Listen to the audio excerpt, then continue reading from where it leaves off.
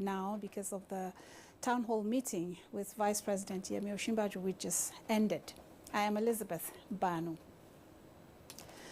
President Muhammadu Buhari has directed the Inspector General of Police, Ibrahim Idris, to do whatever it takes within the limits of available resources to not only put an end to the renewed hostilities in parts of the country, but also ensure that perpetrators are brought to justice. This was when he granted audience to the police chief in continuation of his strategic engagement with critical stakeholders on national security. State House correspondent Adamu Sambu reports. The Inspector General of Police, Ibrahim Idris, was in the State House to brief President Muhammadu Buhari on, among others, the crisis in Ile-Ife, Osun State, and Zakibiam, Benue State, as the latest addition to the security concerns in the country. The briefing, held behind closed doors, which lasted about 45 minutes, centered on the genesis and the negative impact of the crisis on national unity and stability, as well as efforts at dealing with the situation appropriately towards forestalling future occurrence. I come to see the president, obviously, to sort of share the, most of these are deployment strategies on the ground, deployment to some of these flashpoints all over the country. That's to Benue State, that's the current one. Deployment to Kaduna State, which I started some few weeks back, and the deployment to the Ile-Ife crisis, where presently we have a lot of police officers, both special squads and the investigation team, in our effort to ensure that we have security all over the country. IGP Ibrahim Idris said President Muhammadu Buhari is seriously concerned about the loss of lives and property as a result of such crises, saying he will not accept any excuses from those responsible for the maintenance of law and order. Are there specific directives by the President to you after you brief about it? Obviously, to ensure that all of us use all the facilities at our disposal to make sure that some of these incidents that you are talking about are brought under control immediately. And what assurance did you give him, sir? Obviously, like I told you, I give assurance that we're going to, and that's why we deployed our special unit to Benue from 16th of this month. And we have not displayed this, we have sort of deployed a special unit specifically to get that Ghana. And I'm promising you that we are going to get him. The Director General of the Department of State Security, Lawal Daura, also briefed President Muhammadu Buhari on the activities of his organization, but details were not made public. From the State House, Adamu Sambu, NTA News.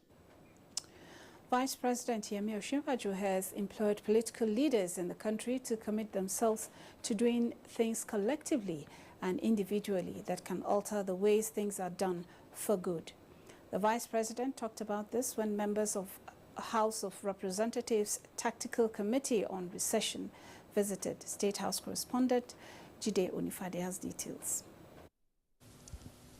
The ad hoc committee on recession was set up by the House of Representatives to consult and interact with all relevant bodies towards quickly exiting the recession. And this time, the nation's head of economic management team, Vice President Yemi Osinbajo, and some members of the team received the committee at the presidential villa. Speaking on the need for political leaders to use their positions to effect changes that would benefit the citizenry, Vice President Osinbajo said leadership was a call to service which must be taken seriously. The Vice President said the federal government remained committed to achieving its objectives on the economy, especially as it affects liquidity issues, including meeting of all its obligations to contractors. Vice President Osinbajo explained that there are policies underway to encourage state governments to increase generation of internal revenue. Corruption, he observed, is another issue that must be fought headlong by all, including the legislature. The committee, after the meeting, which held behind closed doors, were optimistic and confident that the presidency is on the right track towards revamping the economy. We are on the same page. Some of our suggestions have been acknowledged to be the way they are thinking, and some of our suggestions have been innovative. And by the grace of God, Nigerians will feel the effect of this committee and the effort of the federal government very soon. At the end, we want to arrive in a position where Nigerians will happy with the government, because we are all in the government, both the parliament and the executive. The key word from the committee is for Nigerians to be patient for the manifestation of the various steps by government and other stakeholders. We have a lot of resources. All we need to do is to wake up. When there are challenges, it leads to innovation. It is when you are hungry, you remember that you have something around the corner of your house that can be turned to food. Nigerians should be patient with government, and by the grace of God, we shall be out of recession. The visit boils down to the fact that all hands must be on deck to get the nation back on its feet. In the State House, Jide Onifade, NTA News. And Vice President Yemi Osinbajo has reiterated the present administration's commitment by proposing a new way of doing business based on understanding the problems of oil-producing communities. Heard of the oil wealth, and they've only heard of the wealth and the prosperity that oil is able to bring. Most have never benefited from that wealth. The story of devastation is everywhere, especially as we've heard even today from the elders, the youths, and the women, of the severe environmental pollution and environmental damage and the deprivation that is going on in those places. In many places where you have farmers and fishing communities, many of these have lost their means of livelihood. So I've come today, as I said, on behalf of the President Commander-in-Chief, with cabinet colleagues and heads of government agencies to propose a new way of doing business with the oil communities, a new vision, and also to signpost a new era in our dealings and relationships with the people of the oil communities in this state and in Nigeria as a whole. Vice President Yemi Osinbajo on the town hall meeting on Niger Delta states. The Senate has confirmed 45 of the 47 non-carrier ambassadorial nominees presented to it by President Muhammadu Buhari. National Assembly correspondent Waziri Zayano reports that nominees from 2 states have been dropped for security reasons and old age. While presenting a report on the screening of the nominees at the plenary for consideration, the Chairman Senate Committee on Foreign Affairs, Mansurat Sumonu, said certain requirements were taken into account while assessing the nominees. Namely, appearance, composure, presentation, special skills, issues of diplomacy, and general knowledge. At the Committee of the Whole, the senators confirmed 45 of the nominees after being satisfied with their qualifications, characters, and general performance. The nominee from Ondo was rejected on grounds of security report by the DSS, while that of Imo State was rejected on account of old age. Some senators commented on those rejected. He's strong. He visited my office severally. I'm surprised that he is being rejected on the basis of age. I've read what is written about the Ondo State nominee, number 45 at page 44. And the analysis of his appearance, for me, is contradictory to the conclusion. Senate President Bukola Saraki called on nominees to be exemplary in their behavior at their various places of postings and reiterated the need for proper funding of Nigerian embassies across the globe. So I think that to be advisable as they are being posted, that government can ensure that they can clear the outstandings that are due on this mission. We wish them all the best and hope they continue to do great service to our country. Raising a point of order, Senate leader Ahmad Lawal expressed great concern over the spate of terrorist attack on the legislature across the globe, citing the recent Westminster mishap in London as an example. Terrorism is no longer a local issue of any country, but that all terrorist attacks on any one country is attack on all who cherish freedom from oppression and the right to live free. Report of the Senate Committee on Independent National Electoral Commission, INEC, on a bill for an act to amend the Electoral Act was also considered. From the National Assembly, Waziri Zayan, NTA News. A new regional director and representative to ECOWAS of the United Nations Industrial Development Organization, Jean Bankole, has presented his letter of credence to the Nigerian government with a pledge to stimulate growth among small and medium enterprises. Mamso Damian Detti has details. Receiving the regional director on behalf of the federal government, the Minister of Foreign Affairs expressed Nigeria's willingness to collaborate with UNIDO. We are trying in the government to diversify, and of course our main objective is the industrialization of our country. Jean Bacol was also at the Federal Ministry of Industry, Trade and Investment to discuss areas of intervention. It identifies energy as something we must solve. Then it gets down to industrialization.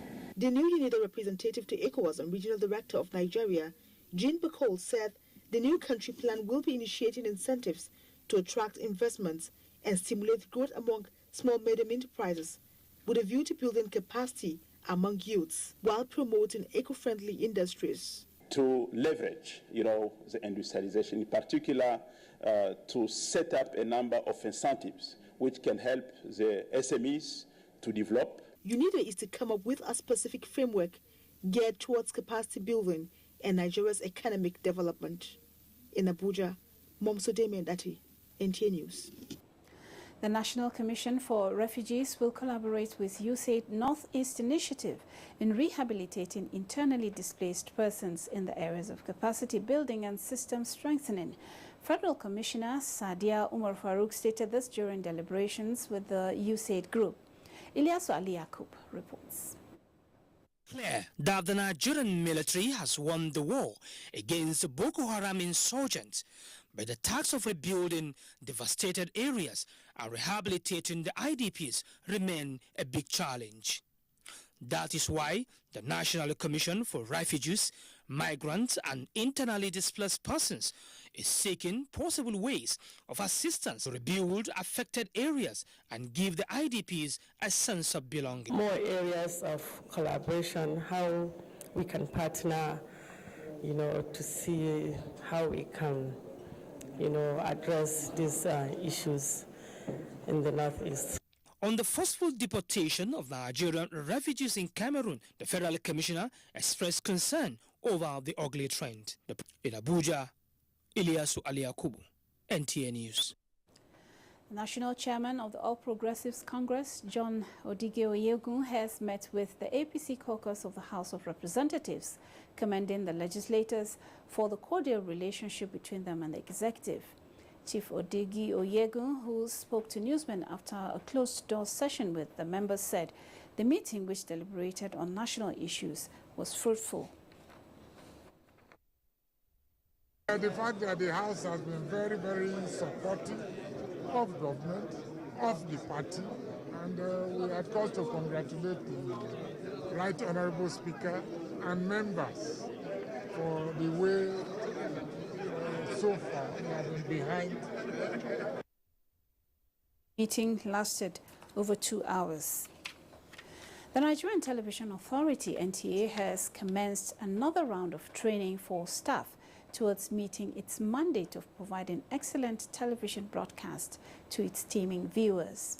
Adebola Brookslyn Sunday reports that the training is taking place at the corporate headquarters of the NTA in Abuja. Trainees drawn from all departments were addressed briefly by the Executive Director Training and Capacity Building, Ibrahim Damisa, who represented the Director General, Yakubu Ebon Muhammad. He urged them to make judicious use of the training opportunity as they will be assessed based on their performances. Management places very high premium on this training exercise. And I want our staff to be dedicated to it, to be committed to it, and to be very truthful, be very frank. This training exercise is going to be continuous because you that are being trained will be fanned out to the zones to ensure that the training percolates to the grassroots. The 4 core areas that the staff are being trained are audio, vision, camera and lighting. Techniques of shooting the packages, maybe longer establishing shots, etc. The trainees are working in clusters for their practicals. The impact on the NTA stations, a set level of broadcast standards. Everybody will be working to the same standard. The graphics packages will be the same standards. Every edit in every show will look the same, giving more content and giving better technical experience. The overall output would be better quality control. The training is part of the revolution of the present management of the NTA in order to remain at the top of broadcast stations in the country. Adebola Brookslyn Sunday, NTA News. Kwara State Governor Abdul Fattah Ahmed has flagged off the construction of Kwara State University's postgraduate campus with a promise to enhance access to functional basic secondary and functional education for overall development of the state. Abdul Hafiz Alaya reports that the campus situated in Ilorin would incorporate KWASU's School of Business and Governance. The growth of any society, according to Governor Abdul Fattah Ahmed, largely depends on the quality of its human capital, and it is in recognition of this that its administration is committed to developing education at all levels. He explained that the establishment of the Kwara State University's postgraduate campus is in line with the original design of the school as multi-campus university and in tune with government resolve to ensure functional education for sustainable development. Governor Ahmed, however, assured the timely completion of the project, which will be funded under IFK, along with OC and Ilesha Baruba campuses, as well as other capital projects captured in the 2017 budget. Under the current economic climate, funding this project has only been made possible through the remarkable improvement in our internally generated revenue, IGR. Let me also emphasize that this project and other plans at Kwara State University are strategic to the overall development of the state.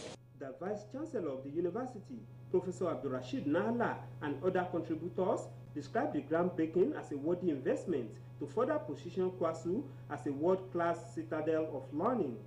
The KWASU Postgraduate Campus is the second fresh project to be funded under IFK to the tune of 450 million naira and scheduled to be completed within 4 months. In Ilorin, Abdelafiz Alaya, NTA News.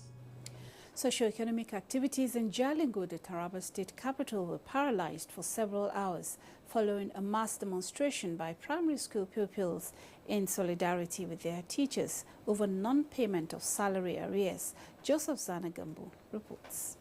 Hundreds of primary school pupils in the early hours of Wednesday barricaded some major roads of Jalingo metropolis, displaying placards carrying various inscriptions and chanting solidarity songs, protesting over what they describe as insensitivity of government towards the welfare of teachers.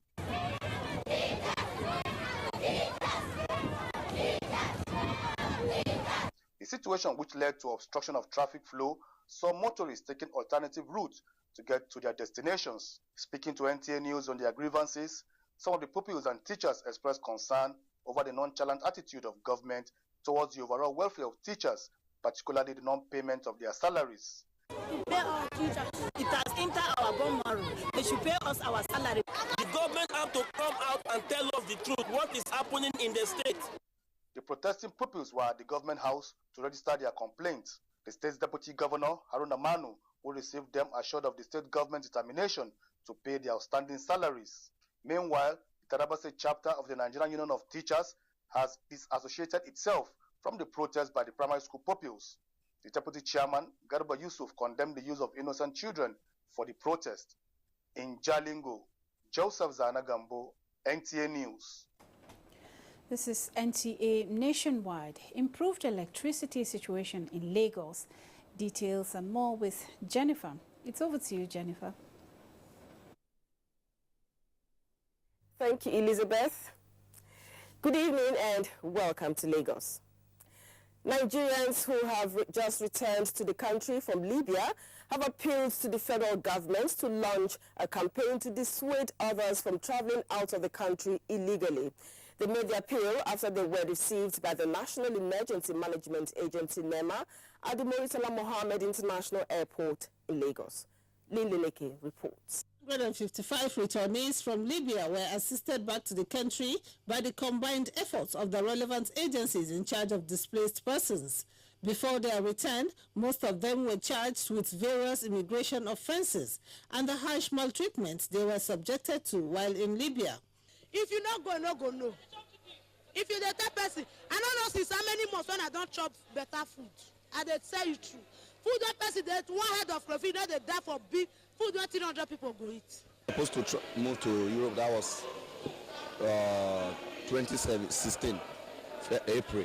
But the cautious first time I go again, my boat capsized. Many people are in underground prison, some are in private prison they will kidnap them, ask for ransom. The returnees had to undergo profiling in order to ascertain the authenticity of their identity. Deputy Director Search and Rescue, National Emergency Management Agency, reiterated federal government's efforts at ensuring the safe return of Nigerian citizens. He also gave a breakdown of Nigerian returnees from Libya since 2016. 7,000 Nigerians have been assisted by IOM back to Nigeria from various countries. Are attempting to make a lot, some of them failing, of course, or not failing, ending up in Libya in various circumstances, and so we again are very happy to bring them home. And those who need to be reintegrated, those who need to be reunified with their families, those who need counseling, we take them in for a period of like 90 days, which is the maximum. In Lagos, Lane Lenake, NTA News. Now to legal matters. The Federal High Court sitting in Lagos has again adjourned to the 27th of next month the continued cross-examination of witnesses in the case between the former Acting Director General of the Nigerian Maritime Administration and Safety Agency, NIMASA, Callistus Obi, and the Economic and Financial Crimes Commission, EFCC. Justice Mojisola Olatorego gave the adjournment following the receipt of a letter from one of the defense counsels on his health status. Tunde Saiki has more. At the resumed hearing, a counsel from one of the chambers of one of the defense counsels, Mr. Kuti, told the court that the cross-examination cannot continue due to the absence of the lead defense counsel, Wale Akoni SAN, as he was said to be ill, and as such, another date should be fixed for the cross-examination of witnesses. Kuti further told the court that a letter to that effect had been sent to the court previously, and other counsels were duly informed. The other counsels did not object to his submission. The judge, Mojisola Olatorogun, frowned at the delay caused by the state of health of one of the defense counsels, describing it as inappropriate. The judge then adjourned sitting to the 27th of April 2017. The accused, Callistus Obi, and 3 others are standing trial over 136 million naira fraud belonging to NIMASA, which was allegedly stolen in August 2015. when he served as the acting DG in Lagos. Tunde Saiki, NTA News. That's all others are from Lagos. Back to Elizabeth in Abuja for more on Nationwide News. Thank you, Jennifer. We'll now take a break to bring you some messages. Stay with us. Change does not just happen. You and I and all of us must appreciate that we all have our part to play if we want to bring change about. We must change our lawless habits, our attitude to public office, and public trust. We must change our unruly behavior in schools, hospitals, marketplaces, motor parks, on the roads, in homes and offices. To bring about change, we must change ourselves by being law-abiding citizens.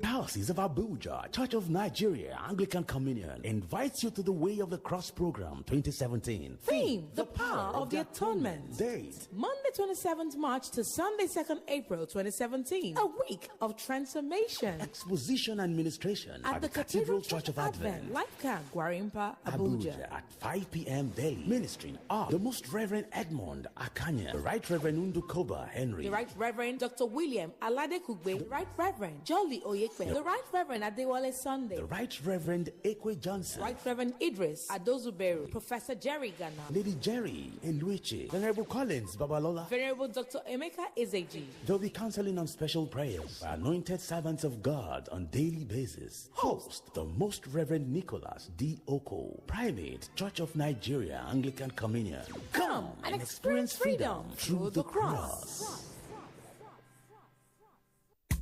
Money is sweet, But how sweet it is depends on a few variables like how ready you are to handle the many troubles and goodies money brings your way.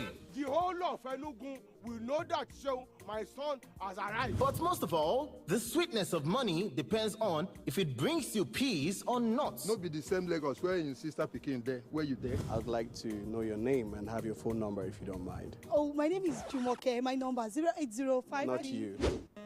Talking to beautiful right here. My Pekin don't hammer. Another milestone episode in your rib-cracking comedy. Professor John Bull. Be a bird for me. Fly to Mali with like a kilo, what you would call like 2.2 pounds of powder. And showing at 8:30 p.m. every Tuesday and Friday on NTA Network International and Star Times. Over and out. Brought to you by Glow. Welcome to the new speed of life.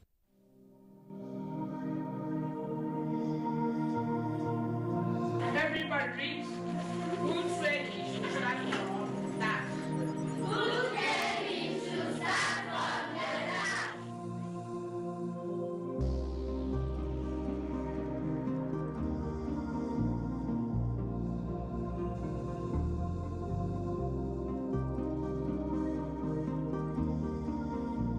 I like my school because they gave us free uniform. I like my school because the teachers can teach. I like the teacher and I like how they teach. This is the new Imo State, where education is free.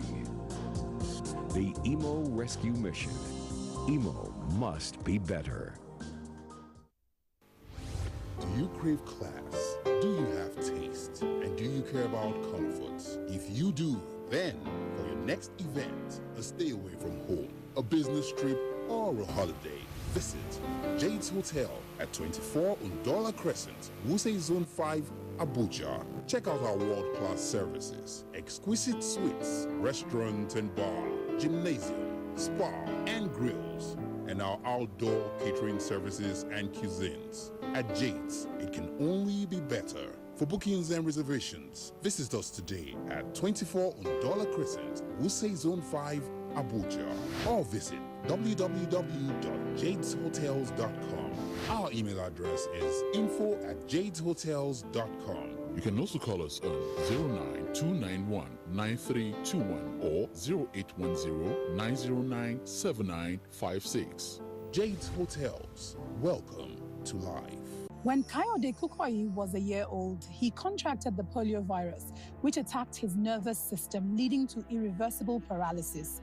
Now a grown man, husband and father of 3, he's struggling to make ends meet as a keke napep driver. Every day, I risk my life for my family so that they can live better. My life is worth 2,000 naira a day.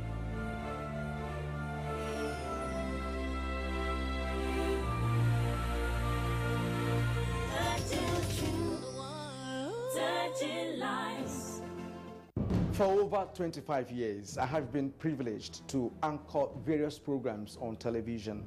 But the news program that I find most exciting and challenging is The Weekend File. This is largely because of its philosophy of engaging all classes of people, the artisans, politicians, technocrats, captains of industry, and professional analysts on issues that touch all aspects of life and living. In the conversations that follow, you find complexities, different views, ideologies, thought patterns, and individual beliefs. It's quite engaging. We do this Saturdays on NTA Network Service at 9 p.m. It's Weekend File, but you call it Weekend Companion, and it's all about nation building. Join me, Kirian Umayo, and production crew every Saturday for this weekend treat, and I can tell you that it is unmissable. Make it a day. Thank you for staying with us on NTA Nationwide. The Office of the Secretary to the Government of the Federation has explained that it does not have the authority to award contracts. But as with all award of contracts in government, the presidential initiative on the Northeast Pine contracts were awarded following strict compliance with public expenditure and procurement processes. This is contained in a statement signed by the Director Press, Office of the Secretary to the Government of the Federation, Bolaji Adebiyi, in reaction to Friday's front-page publications of The Nation and Punch newspapers captioned SGF to explain how fake firms got 1.3 billion naira contracts and grass-cutting probe contracts awarded to 20 ghost firms, Senate panel, respectively. The statement therefore advised the media to report fairly, be mindful of government structures and powers of functionaries, as the SGF is not even a member of the tenders board. Outcry over increase in cases of rape in Sokoto, as we join Zainab for details of this and other stories. Over to you, Zainab. Thank you, Elizabeth, and welcome. The police in Sokoto State have been challenged to intensify efforts towards arresting the rising cases of rape against women in the state. International Federation of Women Lawyers Sokoto State Chapter made the call during a courtesy visit on the State Commissioner of Police, Muhammad Abdul Qadir. Safia Abdullahi completes the story. Cases of rape appears to be on the increase in Sokoto State in recent times. Just last week, over 10 cases of rape were reported in different parts of Sokoto metropolis, which are still under investigation. Speaking during the visit to the Commissioner of Police, the chairperson of FIDA, Aisha Abdullahi, stressed the need for concerted efforts to be made at tackling the rampant cases of rape in the state.